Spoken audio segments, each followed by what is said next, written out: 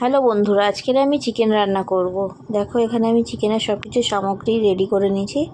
তেলটা আমি গরমে দিয়ে দিয়েছিলাম। এরপর আমি আলুগুলো ওতে ফ্রাই করে নিচ্ছি। 4টে বড় মিডিয়াম সাইজের আলু দেখতেই পাচ্ছ। এখানে আমি সামান্য পরিমাণের হলুদ দিয়ে এটাকে ফ্রাই করে নেব আলুটাকে, যাতে আলুগুলো ভালোভাবে ফ্রাই হয়ে যায় হলুদটা দেওয়ার কারণে। এটা আমি সর্ষের তেলে রান্নাটা করছি। দেখো এখানে আমার আলুগুলো ফ্রাই হয়ে গেছে। আমি আলুগুলো এখানে তুলে নিচ্ছি একটা বোলের মধ্যে। এরপরে আমি এই তেলের মধ্যেই আমি 4টে বড় সাইজ পেঁয়াজ কোচানো ছিল, সেই পেঁয়াজটা আমি দিয়ে দিচ্ছি এতে। 4টে বড় সাইজের পেঁয়াজ আছে, ওটাকে আমি ফ্রাই করে নেবো, হালকা বাদামি কালার করে নেবো যাতে পেঁয়াজগুলো গলে যায়। দেখো এখানে আমি তেলের মধ্যে দিয়ে এটাকে ফ্রাই করে নিচ্ছি। এরপরে যখন তেলের সাথে আমার পেঁয়াজটা যখন হালকা হালকা বাদামি কালার হয়ে যাবে, তখন আমি এটাতে একটা বড় সাইজের টমেটো কুচি এতে অ্যাড করে দিচ্ছি, যাতে গ্রেভিটা হয়। দেখো এখানে আমার পেঁয়াজটা হালকা ফ্রাই হয়ে গেছে। এরপরে আমি টমেটোগুলো অ্যাড করে দেবো সব এতে। দেখো আমি একটা বড় সাইজের টমেটো এতে অ্যাড করে দিয়েছি। এবারে এর সাথে এটাকে আমি ফ্রাই করে নিচ্ছি ভালোভাবে। দেখো বন্ধুরা, এখানে আমি ফ্রাই করে নিয়েছি। এখানে আমি পেঁয়াজের সাথে টমেটোটা ভালোভাবেই ফ্রাই হয়ে গেছে। পেঁয়াজটা এখনও আধকাচা মতন রয়েছে। এরপরে আমি চিকেনগুলো এতে অ্যাড করে দেবো, যাতে চিকেন আর টমেটো আর পেঁয়াজ তিনটে একসাথে ভালোভাবে ভাজা ভাজা মতন হয়ে যায়। চিকেনের যে গন্ধটা সেটা যাতে চলে যায়, যে কাঁচা যে গন্ধটা থাকে সেটা যাতে বেরিয়ে যায় চিকেনের। একসাথে আমি মিশিয়ে নিচ্ছি ভালোভাবে ফ্রাই করার জন্যে। পেঁয়াজের সাথে আমি এটাকে ফ্রাই করে নিচ্ছি ভালো করে, দেখে নিতে পারো। বন্ধুরা, আমার চ্যানেলটা লাইক এবং সাবস্ক্রাইব করে দিও প্লিজ। দেখো এখানে আমি চিকেনের সাথে পেঁয়াজটাকে ভালো করে ফ্রাই করে নিচ্ছি।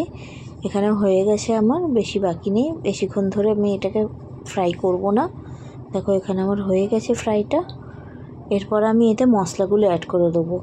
মশলার মধ্যে আমি দিয়েছি 2 চামচ আদা রসুন বাটা, 1 চামচ ধনে গুঁড়ো, 1 চামচ জিরে গুঁড়ো, 1 চামচ লঙ্কার গুঁড়ো, একটু সামান্য পরিমাণের হলুদ গুঁড়ো আর পরিমাণ মতো নুন, আর এখানে কাশ্মীরি লঙ্কার গুঁড়ো আমি অ্যাড করেছি। দেখতেই পাচ্ছ, সবকটা একসাথে অ্যাড করে দিচ্ছি। মশলাগুলো আমি দিয়ে দিচ্ছি এখানে। দিয়ে আমি এর মধ্যে এখন সামান্য পরিমাণে জল দিয়ে দেবো। জল দিয়ে আমি ঢাকা দিয়ে দেবো,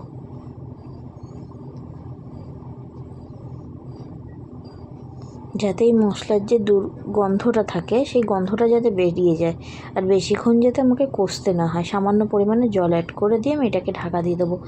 ঢাকা দেওয়ার ক্লিপটা আমার নেওয়া হয়নি, ওইটা আমার স্কিপ হয়ে গেছে। দেখো দেখতেই পাবে ঢাকা দেওয়ার পরে আমার চিকেনটার কালারটাই দেখতে পাচ্ছ যে কীরকম এসছে, কত সুন্দর এসছে। দেখো এরপরে আমি এবারে এতে আলুগুলো যেগুলো ফ্রাই করে রেখেছিলাম, সেই আলুগুলোকে আমি ভাজা রয়েছে সেইগুলোকে আমি এতে অ্যাড করে দেবো চিকেনের সাথে, ভালো করে মশলার সাথে পুরো একদম মিক্স করে দেবো এতে।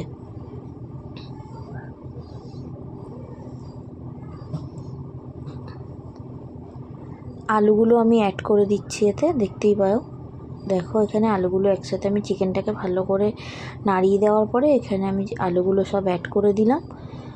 এবারে সামান্য পরিমাণে জল দেবো, বেশি জল দেবো না, কেন কি চিকেনের মধ্যে এমনি জল থাকে। ওটাকে আমি জল দিলে বেশি ওটা অনেক জল হয়ে যাবে। এটাকে আমি কষা কষা করব একদম শুকনো শুকনো মতন, যাতে গ্রেভি থাকবে, ভাত দিয়েও খাওয়া যাবে, রুটি দিয়েও খেতে পারবে, সেই রকমই আমি রান্নাটা করছি। দেখো এখানে আমি ভালোভাবে মিক্স করে নিয়েছি।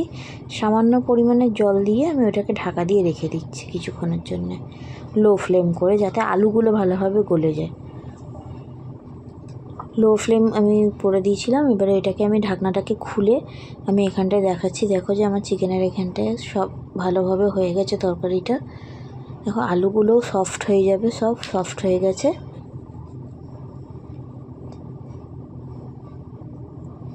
আলুগুলো আমার সব সফট হয়ে গেছে ভালোভাবে। চিকেনের ভেতরেও একটা জুসি ভাব যেটা থাকে সেটা এসে গেছে, চিকেনগুলোও সফট সফট হয়ে গেছে। এরপর আমি এতে একটু ধনেপাতা কুচি অ্যাড করে দিয়েছিলাম। ধনেপাতা কুচি, ওর যে ফ্লেভারটা থাকে, ধনেপাতার যে ফ্লেভারটা, ওটার ফ্লেভারটাই খুব সুন্দর, ফ্লেভারটার গন্ধটাই খুব হেভি লাগে। দিয়ে একটু ভালোভাবে আমি নাড়িয়ে দিয়ে একসাথে মিক্স করে আমি ওটাকে ঢাকা দিয়ে রেখে দেবো। যখন খাওয়ার সময় হবে তখন আমি ওটাকে ঢাকনা খুলে বার করে নেবো। থ্যাংক ইউ আমার ভিডিওটা দেখার